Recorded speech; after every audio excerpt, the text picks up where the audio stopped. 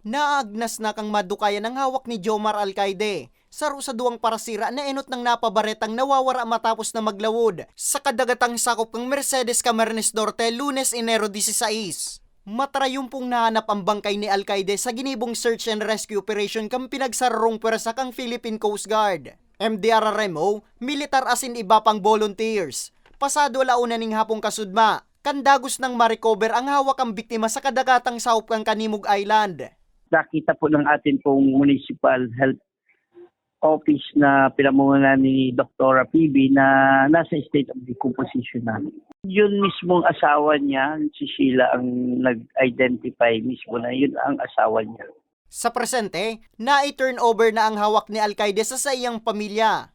Pinayagan ng nakiusap yung pamilya, pinayagan ng atin pong ni Dr. PB na malamayan ng isang araw lang.